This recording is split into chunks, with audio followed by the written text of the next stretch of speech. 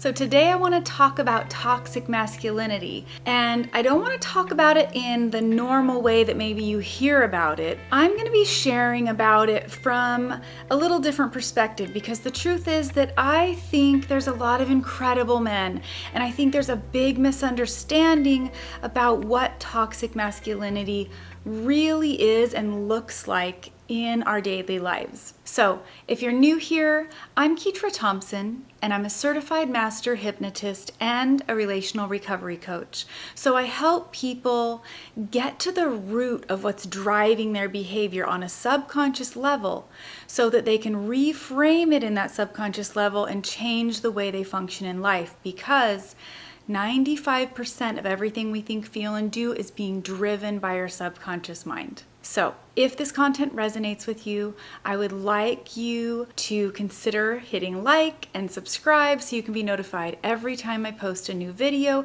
And if you're curious about what I do or working with me, there is a link in the description below. You can click that link to my website, find out more about this whole process and what I do, and you can also set up a completely free complimentary consultation call with me so that we can see if we're a good fit to work together. So at the heart of toxic masculinity, it shows up like entitlement coupled with judgment. And I want to mention that nobody starts out being toxic in their masculinity. These are learned traits. These are things that people are taking in, especially when they're young, and forming an opinion of themselves and the world around that. So to understand that, you want to know that when we're born, we're basically born with our subconscious mind being a blank slate. We're walking around in hypnosis from birth till about the age of 7. We're taking in all the information, everything someone says to us, does to us, things people say to each other, things we watch our parents say to each other, things that we watch on TV, and we're using that information, we're assigning meaning to it, and then we're writing our belief system in our subconscious mind. Now, I don't know about you, but I don't know many 5-year-olds that have a lot of discernment. So they aren't seeing this and going, oh, I bet they're just having a bad day, right? They're hearing these messages come in, and they're creating a belief system around it that is not based in reality. And so when we look at toxic masculinity, we want to look at the fact that there is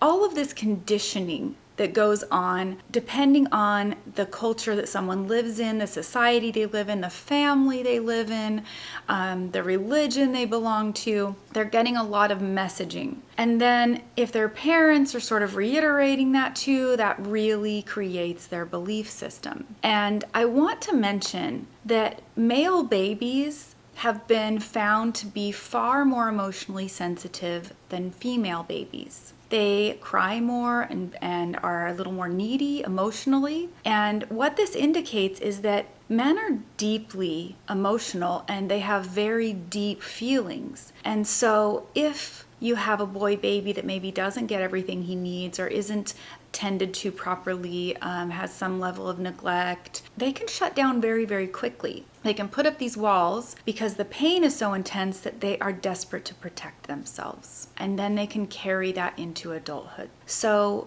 the toxic attributes of toxic masculinity come from a variety of places. It can come from self-protection, closing themselves off. It can come from conditioning from their family and their environment. And it can come from life experiences, even when they're older, that are deeply painful and wounding to them. And so they latch on to this point of view. Now, there are some guys that are blatantly, obviously quite toxic in their masculinity, where they think less of women, they see them as less than, they've got a grandiose view of themselves and a very toxic view of women. But that's not always the norm, right? That's not how it's going to show up all the time. Most often, the things that get a little bit overlooked are a little more subtle. So those are things that allow a man to believe he's entitled to some kind of service or action. Now, whenever a man feels entitled, the thing is, I don't even like the fact that we call this toxic masculinity, because masculinity in and of itself is wonderful. It's amazing. So the masculine is driven and wants to protect and provide and problem solve and is goal oriented, but it happens all from a place of calm centeredness. So when someone's entitled, they are more like a baby saying, give me, give me, give me, give me, give me. They're wanting people to give to them instead of them giving to other people. So you can't be providing from the right heart space if you have an entitlement mentality that you're owed something, right? So I think there's some confusion around that. And a lot of it comes from a place of judgment. So if someone is judgmental toward themselves, expecting themselves to maybe look, act, and behave a certain way because they're trying to fit a certain role, then they're more likely to be judgmental with the world. And I think that can be really confusing because we don't always realize that this is actually starting, their judgment of the world is starting with a very harsh judgment of themselves as well. And so all of this stuff is going on underneath the surface on a subconscious level. Now, this entitlement or judgment kind of behavior, these things are visible externally. You can see when people have these issues. Now, the deeper and more hidden part of toxic masculinity is a little different. It's more about the shutdown internally, not willing to be vulnerable, not willing to be open, not willing to connect and meet someone's bids accurately, withdrawing affection, withholding affection.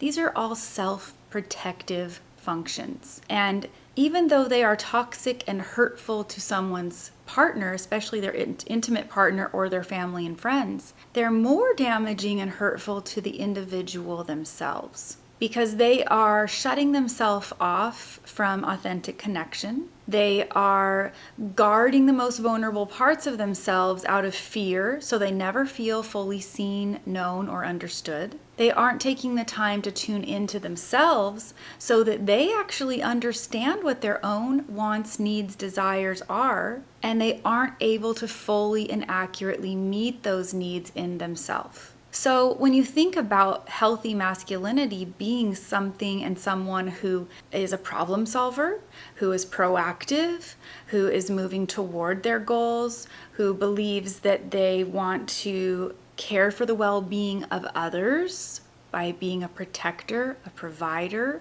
then you can see that this other side of things keeps them from actually being able to do that. It shuts themselves off from themselves, and it shuts themselves off from their partners, their family, and the world. So that's where the toxicity begins to affect other people, right? And it affects them, and they may not even realize it. They think that they're keeping themselves safe. But at the end of the day, they aren't feeling fulfilled in life because they aren't getting vulnerable and real with themselves.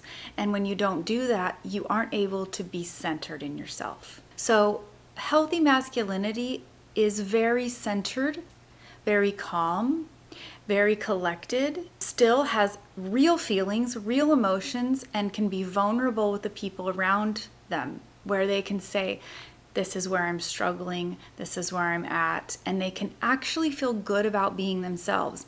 And where this comes from is when you've done the deep inner work, then you realize that the place you need to get to be centered in your self-worth like that requires you to be so connected to your self-worth that when other people make assumptions about you or criticisms about you, it isn't attaching to you. You're able to see what they say and do and realize, that's probably more about their perception of the world and their worldview or their conditioning than it really is about me. But I'll consider this, right? It's an openness and also a realization that these things don't define you. They don't tell you who you are and what your value is.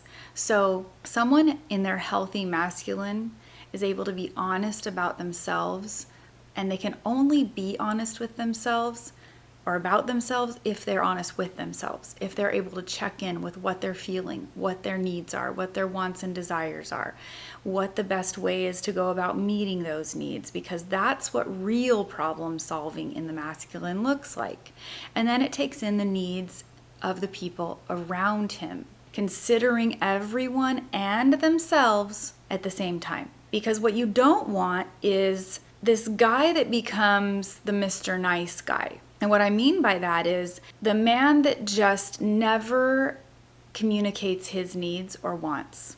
If that happens and they just agree with everyone else around them, it's like this hidden form of toxic masculinity. Because inside of them, they're growing resentful and bitter and angry that they aren't having their needs met.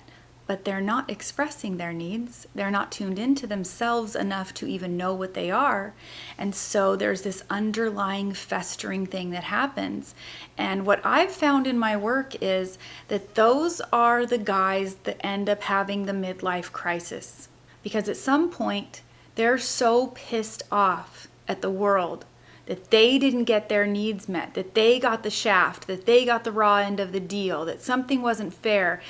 And it's because they weren't dialed into themselves enough to express their needs, wants, and desires clearly. Now, it doesn't mean that the other people are always obligated to meet their needs, wants, and desires. The key is that they are very aware of them, that they know who they are, and that they know what they want, and that they're able to express that and have this really healthy type of communication in their life so that they can get their needs met. When they go for years and even decades without doing that, it all builds up and their subconscious mind will do something to try to solve the problem, because the pain and suffering inside is so much that it will force your body to do something, either create an illness or make a huge mistake in life that causes everything to implode.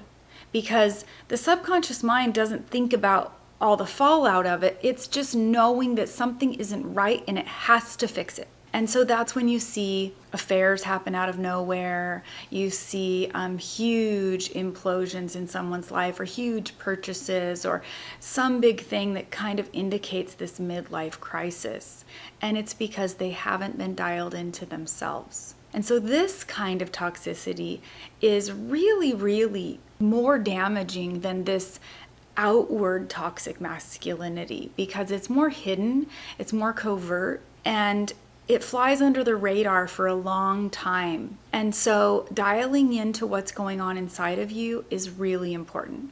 So I give this advice a lot, but the first step to addressing the suffering that's going on inside of these toxic patterns is checking in with yourself. You want to ask yourself what you're feeling, what you need, what you want, what you desire, not because you're going to immediately act on it, but because in healthy masculinity, that gives you information that you can now use to make a plan to take the next smallest step toward a life that you want. And to get really rapid results in this area, of course, hypnotherapy is profound. It's absolutely incredible. I had a new client this week.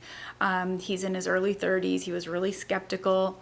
And right after his first session, he said, I was super skeptical, but I'm amazed. This is the coolest thing I've ever done. And I get that response a lot, because we don't usually, most of us, have the opportunity to work on these issues on a subconscious level. And because our subconscious mind drives so much of what we think, feel, and do, it's profound how rapid these transformations can be in your life when you work with them on a subconscious level. So step one is really awareness. Start checking in with yourself. Start asking yourself, what do I feel? What do I need? What do I want? What do I desire? And start really dialing into what's going on inside of you, and take some mental notes about whether or not you're actually being assertive enough to communicate vulnerably to the people around you about what you need and what you want, and even how you feel about them.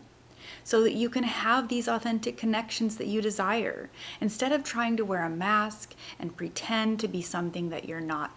That's what creates so much toxicity inside of people. So I don't love the term toxic masculinity because I don't think it's masculine at all. It's very self-focused, and real healthy masculinity is not so self-focused. It's self-aware, and it's aware of others and how their behavior affects other people.